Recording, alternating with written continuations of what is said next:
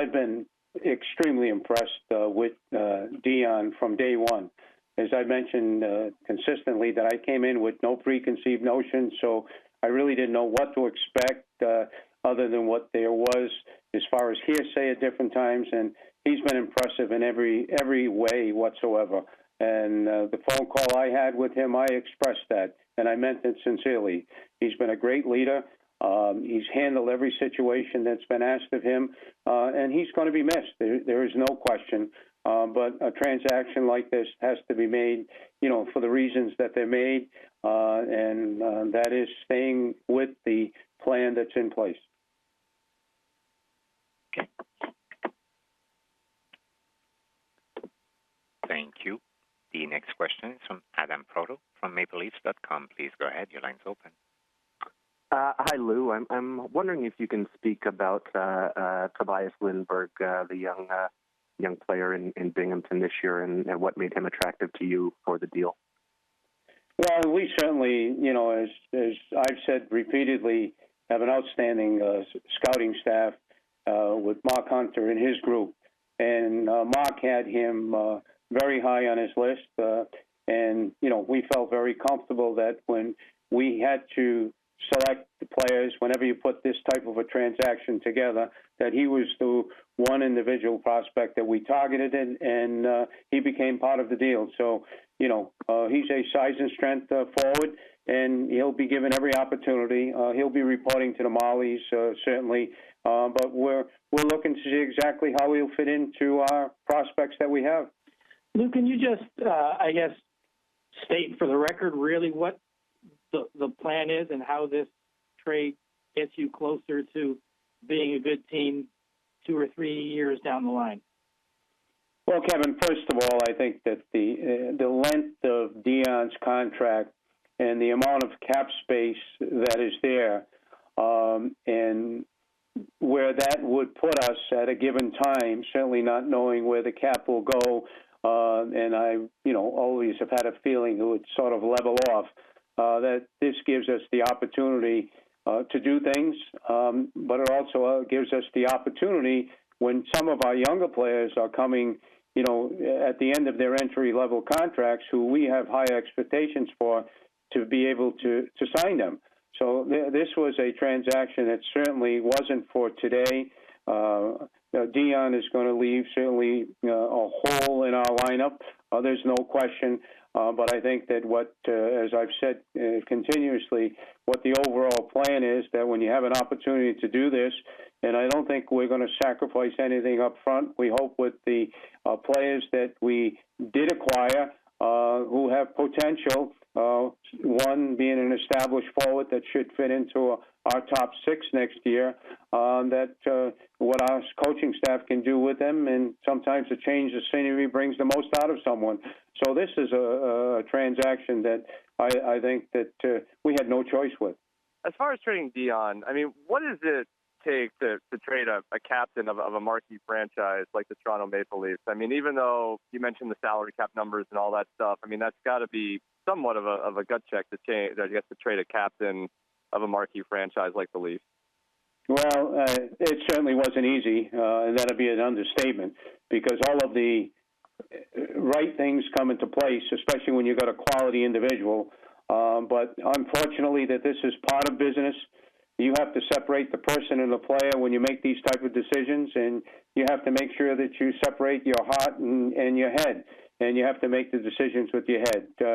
With all things, when you weigh positives, when you weigh negatives, the positives certainly outweigh whatever the negatives are, and you have to go forward. And this certainly wasn't something easy, but, I don't think anything is easy when it comes to, moving a player from one team to another and their families.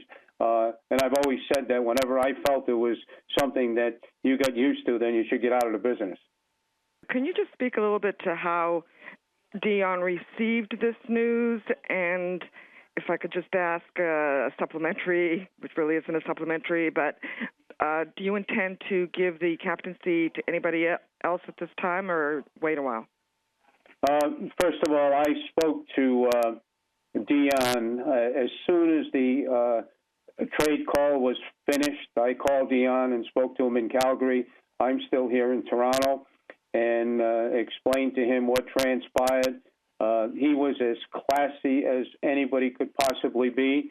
At a time like that, you put yourself in that person's position, and you know that they're listening, and you question what they're hearing.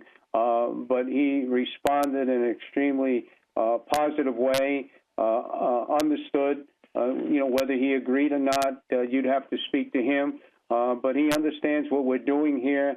He's been a part of that throughout the year. And I just expressed to him how much I appreciate what he's brought to the things that we've tried to change and how supportive he's been. So he was just outstanding. I just can't say enough about him. Yes, Lou, I'm wondering if you could you talk about how critical it was that the Senators pick up the entirety of Dion's contract and whether that would have been a deal breaker. And as a follow-up, if there was any interest from another team that also gave you pause for thought, or was it Ottawa all the way here? Well, first of all, we did not retain any salary, so that's extremely important. As far as what Dion and how he affects Ottawa, Pierre, I think that only Ottawa can answer that, but they've got certainly a quality player and a quality person going there. We did this because we certainly felt this was in the best interest of what we're trying to do here with the Maple Leafs. And whether was there interest from another team that sort of made you guys think about a different transaction, or was it Ottawa really from the get-go here? Oh, come on, Pierre. You really don't want me to talk about that, do you? You never know. Today's a new day. I have no comment on that.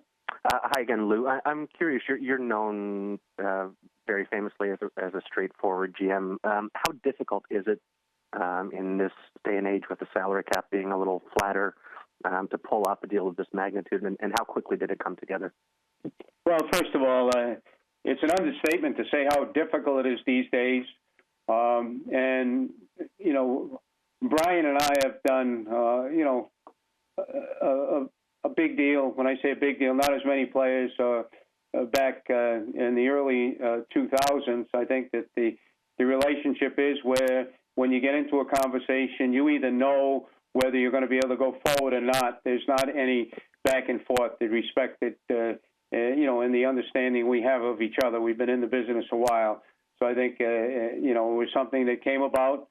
We had conversations. We spent the time necessary that had to be done. As far as how long it took, this is something that, came off over the last week or so. Hey, Lou, you obviously have a handful of players who are expiring contracts at the end of this year and with maybe a year left. How active do you expect to be over the next couple of weeks before the deadline? I have no idea. You never know. We're certainly going to do whatever we can to make ourselves better. And not only today, but for tomorrow, whatever is done. So I wouldn't even know how to answer that. If there was something evident, we'd have it done. Lou, excuse me, if you can you tell us sort of the origins of the trade? I gather Brian Murray said you were talking about something else, and they brought up Dion. And how, from the time from Dion's name came up, how quickly did it come together? It came fairly quickly. I'd prefer not to get into time frame because I'll probably be wrong with the time frame when these type of things. But there was discussions like you have throughout the National Hockey League with reference to general managers. You talk about one situation and then a question comes up about another. You get intrigued with the question. You extend another question, and that's what came about. And here we are today with a major transaction. Well, obviously, with the Maple Leafs, you guys have yourself, Mike Babcock's the coach, Brendan Shanahan's team president. How much were they consulted on this deal, and what was Mike's thoughts on you trading the team's captain? Well, first of all, Mike will certainly be speaking, and he'll express whatever thoughts he has. But we're a very tight knit group here, and I think we said that from day one. In other words, we work together extremely closely. We've got Mark Hunter, we've got Kyle Dubas, we've got Brandon Pridham, and Mike, Brendan, and myself are, three that, in other words, we're all on the same page when we're going forward. Our communication is open. It will continue to be open. We'll discuss whatever has to be done internally, and then whatever decision going forward, it's a unanimous one. Hello, Lou. Earlier, when you were asked sort of about the overall plan with the Maple Leafs, you mentioned the ability to do things, obviously, going forward. Would those things be sort of an aggressive look at free agency, or what sort of approach do you plan on taking with the Maple Leafs going forward? I don't think there's any letter in the alphabet left out. I think it's A to Z. Whatever opportunity there is to make the Maple Leafs better, certainly we will be considered.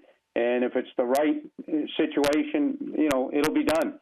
As far as pinpointing one area and not another area, no matter what it might be, whatever the availability is to us within the framework of the collective bargaining agreement, within the framework of our salary cap, within the framework of our own players and our sort of young players that are coming, and when our plan is to get them in here. So there are so many different variables that come into. I couldn't really answer what's going to happen next. I've always said, we're going to have a 5-year plan that's going to change every single day.